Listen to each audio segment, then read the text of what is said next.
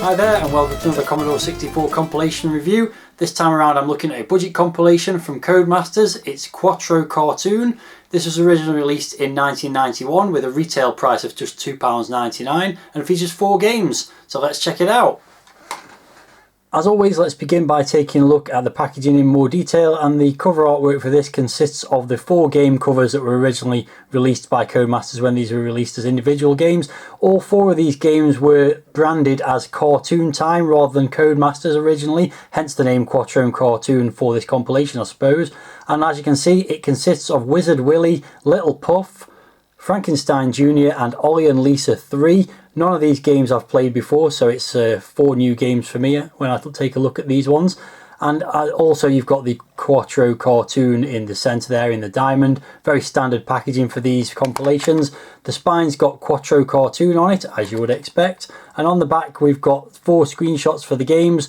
Wizard Willy, Olli and Lissa 3, Frankenstein Jr and Little Puff in a different order. And also the barcode obscures some of the screenshot for Little Puff there, including the main character, so well done there, Codemasters. And in terms of the overview of the 4 games, there's no detail about what the games are about on the back. It's just got, as is Codemasters style, the superlatives about the games, so little game reviews. There's one there from Game Player magazine, 93% for Wizard Willy. Little Puff, when a game like this comes along, you just have to get it. Excellent, says Crash. And then you get the classic for Frankenstein Jr, pure cartoon adventure set in deepest Transylvania. It's absolutely brilliant, says David Dolly, which probably means that they couldn't find a real review of it, and it probably isn't absolutely brilliant. And finally, for Olli and Lissa 3, it's a really good arcade adventure, a cartoon hit, said Zap magazine, and also a 90% smash crash. Can't get my words out, but there you go. That's the outside of the packaging. Let's take a look at the inside. Here's the cassette containing the 4 games, and once again the order of the games is different to the front of the packaging. So this time we've got Little Puff and Wizard Willy on one side and Frankenstein Jr and Olli and Lissa on the other. Nicely printed onto the tape, no labels used there, it's just printed straight on. And then let's move on to the inside of the inlay or packaging or whatever.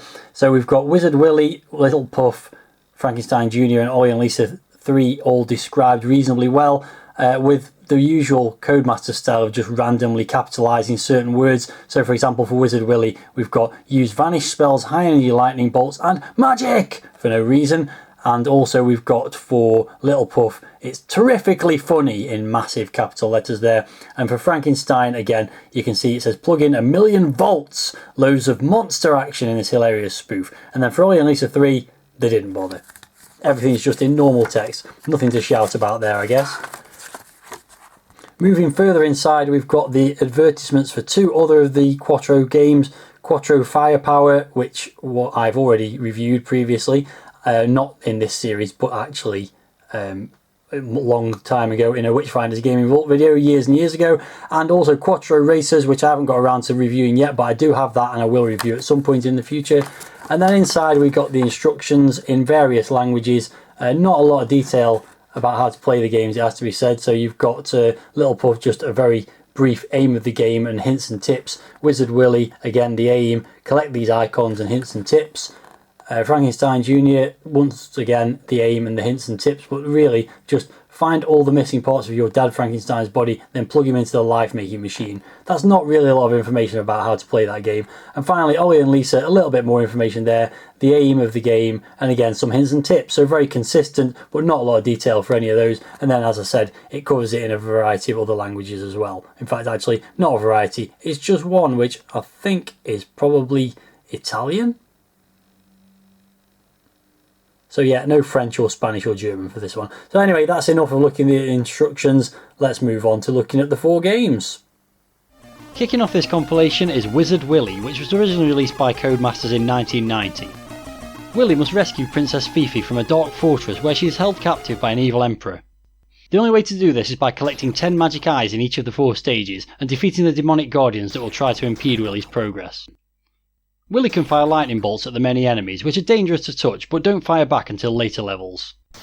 4 power-ups are available. One gives a spell that can kill all monsters on screen, another restocks his lightning bolts, and the other 2 give an extra life or restore his health. The 4 levels take place in a forest, a dungeon, a series of stairways, and finally the fortress itself. Looks wise, this is one of Codemasters' better C64 games from this era, and that begins with the title screen, which has some neat visual effects and a pretty good SID tune. The overall presentation is good, with keyboard or joystick control options. There is a small high score table too, but oddly you can't enter your name into it if you do get a qualifying score. With so many of Codemasters' C64 games featuring unremarkable visuals ported from the Spectrum, it's good to see the colourful graphics in this game, which play to the machine's strengths. The main character sprite is on the small side and could be better, but the majority of the enemies look okay, though they are repetitive as most appear throughout the whole game. The backgrounds are nicely done for the most part, with levels 1 and 3 looking pretty good. Level 2 however is a real assault on the eyes with its gaudy red brick pattern, which makes almost everything in the foreground clash with it. There are some background elements that look like they're platforms, particularly on the first stage, which are confusing to begin with, and it's also interesting that your character walks behind some landscape objects which are climbable. This gives some depth to the environment and is quite a neat programming trick. Capping off the overall good look to the game is some acceptable horizontal scrolling. Sound wise it's pretty average, with some basic in-game effects and sadly no music beyond the title screen, other than some short jingles at the end of each stage. In terms of gameplay, it's a straightforward scrolling platformer with a blend of collecting items and shooting enemies. The baddies respawn frequently and can run into you, draining your health, so you need to take things quite slowly at times and time your limited shots at them. There are plenty of power-ups to collect, including an extra life on each stage and several health and shot top-ups, so it doesn't get too hard until the later levels.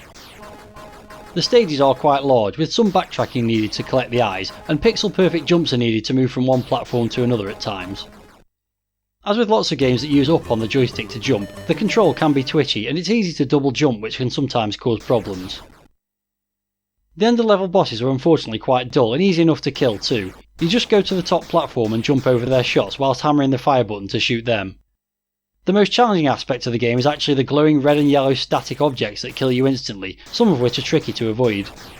Occasionally you have to jump over them to reach a collectible, which takes some practice and could cost you a life or two if you're not careful. The one consolation there is that once you've hit them, they do disappear. The game has unusual and rather unrewarding scoring, with just 1 point per kill meaning you don't get much for your efforts. If you are playing for a high score then you can take advantage of those respawning enemies to rack up some more points, but with limited shots at your disposal it's not really worth the risk. The game is quite repetitive but fairly playable and reasonably challenging, and I got to level 3 after a few tries where the difficulty ramps up as the enemies start shooting at you. With only 4 stages, it's probably not going to occupy you for long once you know the level layout, but I'd still say this is a pretty good platformer for the budget price tag.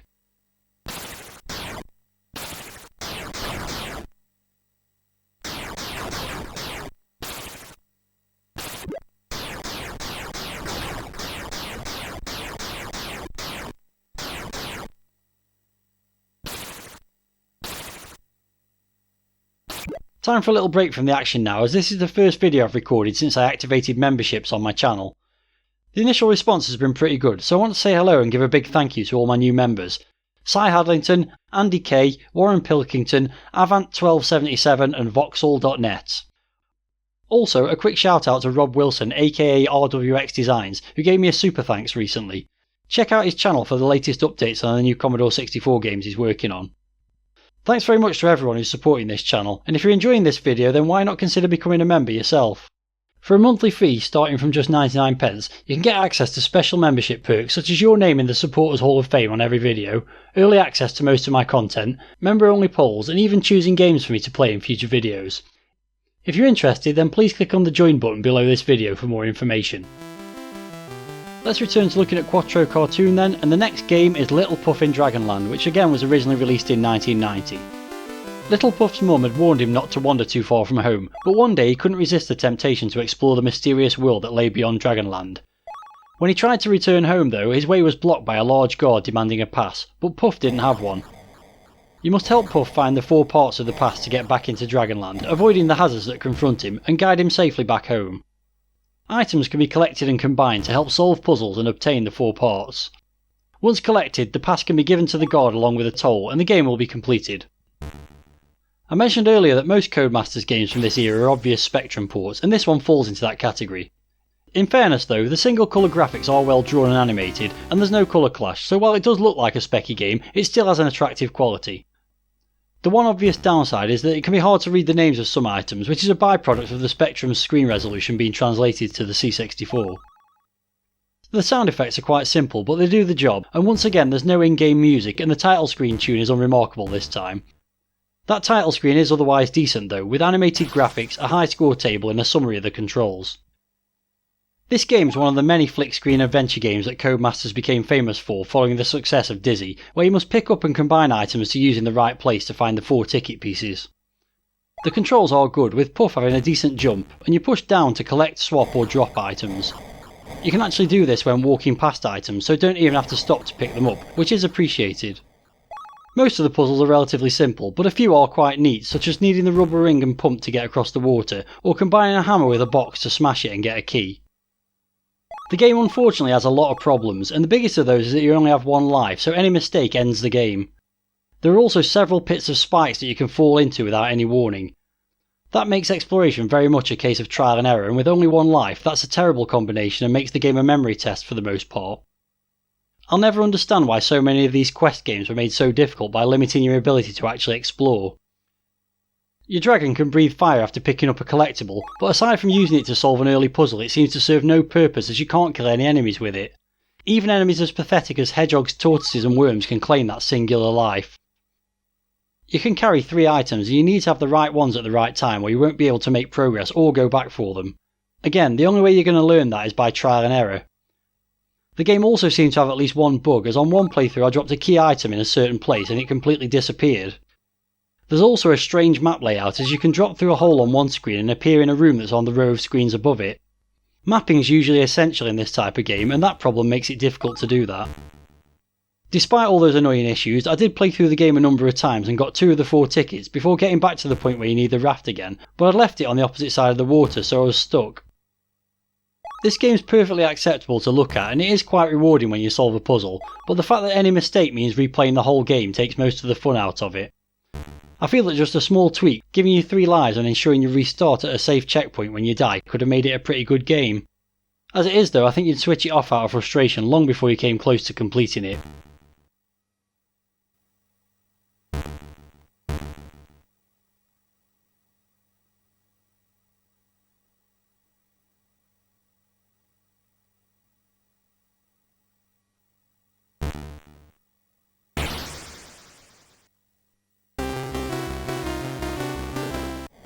Next up is Frankenstein Jr, which again was originally released by Codemasters in 1990. Well, this is a rare example of the company re-releasing an older game, as it was originally published by Areola Soft as The Bride of Frankenstein in 1987.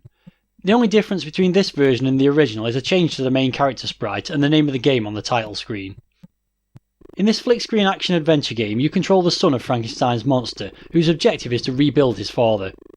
You must search the castle for body parts so they can be joined back together, and you can then reanimate the monster by jolting it back to life with 10,000 volts of electricity. You'll need to collect keys to open certain doors and also find objects such as a lamp and a spade to allow you to find the missing body parts. Ghosts and skeletons will try to stop Frankie Jr by attacking him, which increases his heart rate and drains energy. If his heart rate gets too fast, this eventually leads to a cardiac arrest, which ends the game, but finding a safe area without any enemies allows the heart rate to slow down to a safe level. Frankie will also die if his energy gets too low, but it can be replenished from the glowing green jars around the castle. The joystick moves Frankie Jr and the fire button allows him to pick up and use objects. The status bar at the bottom of the screen shows his energy, heartbeat and any objects or body parts he's collected. First impressions of this game from a visual perspective are great. Its large cartoony characters and colourful well-drawn scenery fit the Cartoon Time branding well, which is rather ironic considering it wasn't one of Codemasters' games in the first place.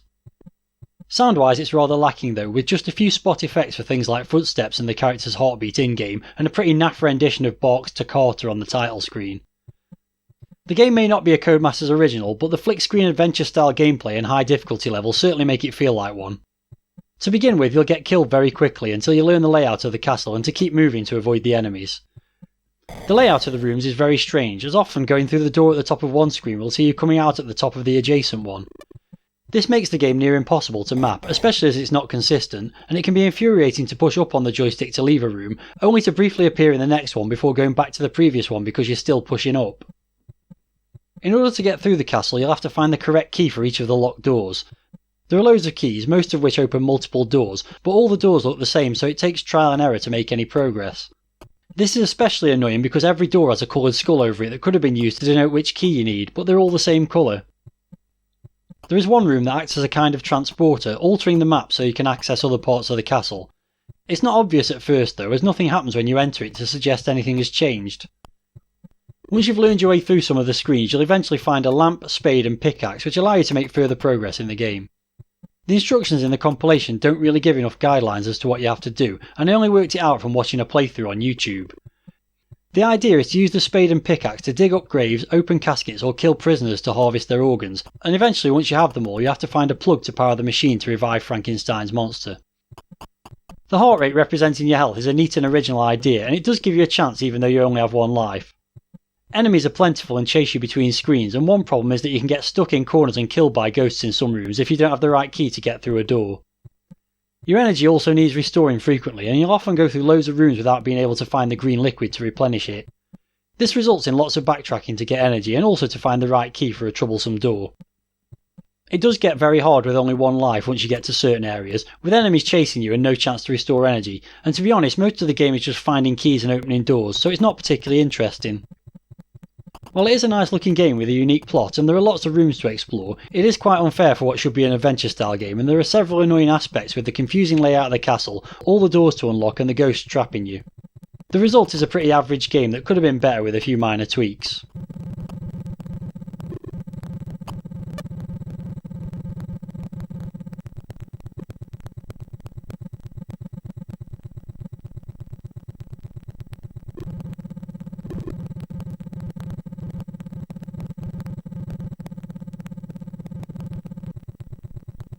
The fourth and final game on this compilation is Olli and Lissa 3, The Candlelight Adventure, and just like the other three games, this one was originally released in 1990.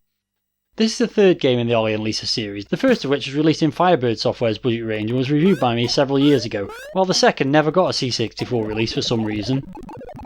In this one, Lissa has tasked Olli with retrieving the parts for his car which have been stolen and scattered all over the castle. Finding each part and reassembling the car is done in several stages.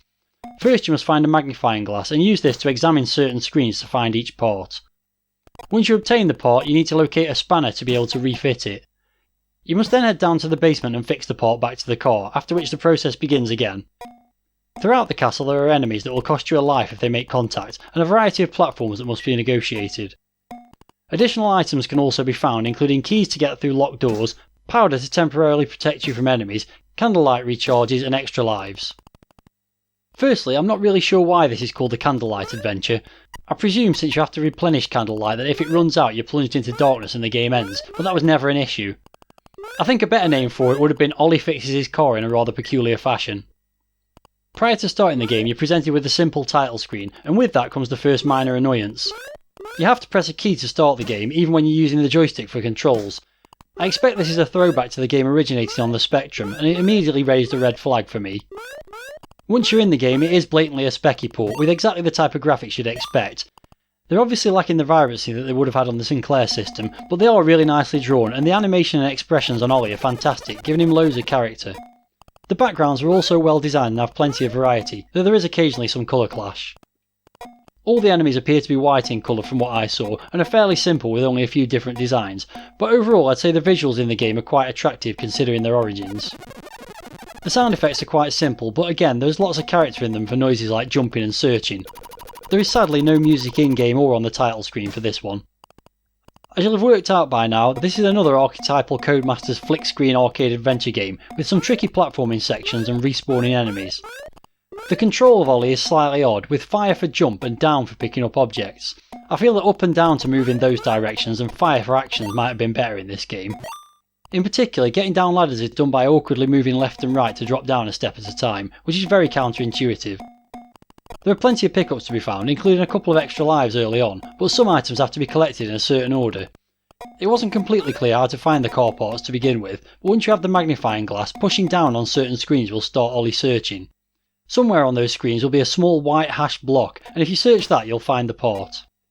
Those blocks seem to be inaccessible on some screens without being killed though, so I assume you probably need to get them later in the game. Once you get a part you then have to find a spanner, which can mean a lot of backtracking, and it is annoying that you can't get it when you first see one. You then take the pot to the garage in the basement, which has a very challenging enemy to avoid. To get past it, you either need to have the protection powder or dash past it quickly before it spawns when you enter the room. That's about as far as I got in the games I had, as I only managed to find one part before running out of lives. This isn't as bad as some of the games of this type, but it's still quite hard and occasionally unfair for a game that should be focused on adventuring rather than tricky action. There are a few mild puzzles for navigating some screens, but mostly it just needs timing and good reactions. The enemies bounce around in unpredictable ways on some screens, sometimes stopping you from having any chance of progressing, and some platforms seem like you should be able to walk on them, but then you unexpectedly drop off. You also can't fall very far without losing a life, which is a particularly unwelcome outcome in this type of game. If you don't move for a few seconds, then Ollie gets impatient, and there's a very nice animation accompanying that, but you can't break out of that if it starts, so enemies may hit you. The same's true for the searching animation, so you may think you're safe to start a search, but an enemy may suddenly change direction and cost you a life. Despite all those niggles, I did get further with repeat plays as I found more confidence in how to negotiate each screen and got used to the mechanics. As I said earlier, this is exactly the type of game you associate with Codemasters. It's cute but annoyingly difficult at times, though it is better than the earlier Firebird Olli and Lissa game, and is also more forgiving and playable than Little Puff or Frankenstein Jr.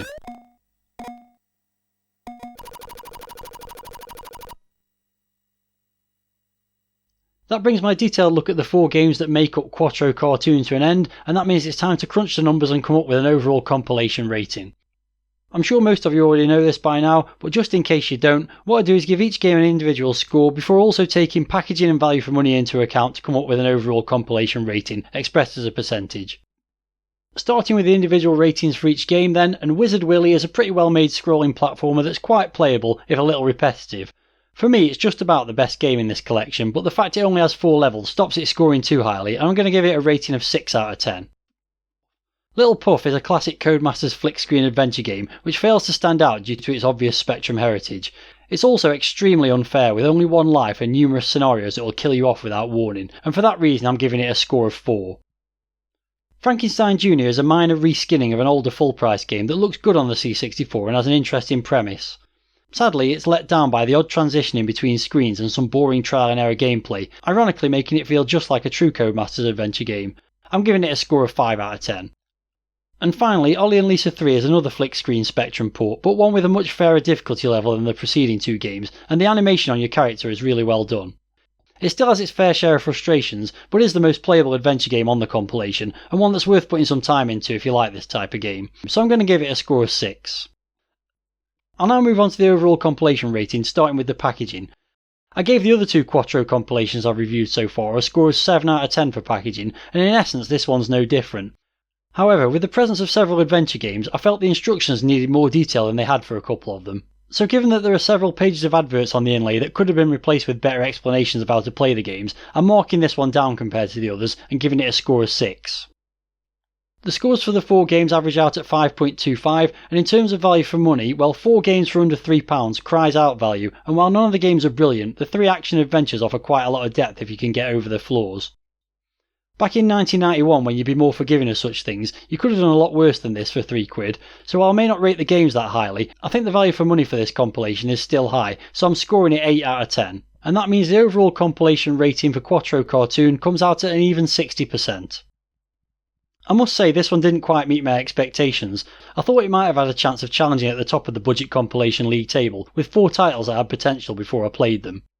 Sadly, 3 of the games are very similar adventure style games and all of them have some annoying flaws, which many Codemasters offerings seem to share. The one pure action platformer, Wizard Willy, is pretty good but would give you the least amount of longevity, which makes for a collection that's pretty average across the board. At least that's what I think, but I wonder how this compilation fared in the computer magazines back in 1991. Conveniently, I've managed to find scans of 2 magazines that reviewed the compilation, so let's take a look at those now. First up is issue 11 of Commodore Format from August 1991, and in Roger Frame's budget section there's a very small review of Quattro Cartoon that's literally just a paragraph in the Roger's Briefs box out. Roger says 4 arcade adventures in this Cody's package. Frankenstein Jr is dreadful and the worst of the lot. Wizard Willy is a pretty little platform jobby though, so what with that, Olli and Lissa 3 and Little Puff, it's a tidy little gathering even if it isn't going to set the world on fire, and he gave it a frame rate of 66%, so not too dissimilar from mine. I wouldn't agree that Frankenstein Jr is the worst game on the compilation. I'd level that accusation at Little Puff, but otherwise I pretty much agree with this. There's no amazing games on there, but it's a pretty decent package for the money. And the second review is also from August 1991. This is issue 82 of Your Commodore magazine, and in their budget section, entitled the Budgie column, there's a more detailed review of the compilation. As with a lot of the reviews I've looked at in this series, the games are covered in a completely different order to how they appear on the actual tape, and in this case there's a paragraph or two about each one. For Frankenstein Jr, reviewer Jason Miller says it's a hilarious game full of action. Not exactly an in-depth review, no mention of the fact that it was previously released as Bride of Frankenstein, and I certainly wasn't laughing at that one. For Little Puff, he says fantastic animation of the cartoon figures goes with the great gameplay, and the editor accuses him of reading the description of the game from the box, and it does sound exactly like something Codemasters would say about their own game. I'd largely agree about the animation of the sprites, but the gameplay definitely wasn't great. For Wizard Willy, he gives a description of the game but completely forgets to actually say whether it's any good or not, and for Olli and Lissa he says the construction of the game is well thought out with some real rib-tickling actions on the part of Olli, and I can't really argue with that.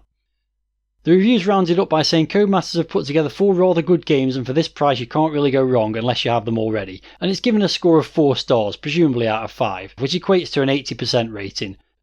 That's definitely a little bit too generous in my opinion, but I do agree that for the price you couldn't really go wrong. That just about does it for this edition of the Commodore 64 Compilation Comparison, except of course for seeing where Quattro Cartoon has ended up on my Budget Compilation League table. And its 60% rating has put it in at 6th place, below Triple Decker 8 and 123 which also got 60% each, but got a higher average rating for the games included. With just 5% separating the top 6 compilations, we're still yet to see a truly outstanding budget collection. And to be honest, the difference in quality between those top 6 is pretty minimal, and the decision of which one to buy back then would have probably come down to what kind of games you like. Looking at the overall rankings when you factor in full price compilations as well, unsurprisingly Quattro Cartoon hasn't made the top 12. It did get 60% just like the Tengen trilogy, but the 3 games on that compilation had a higher average rating.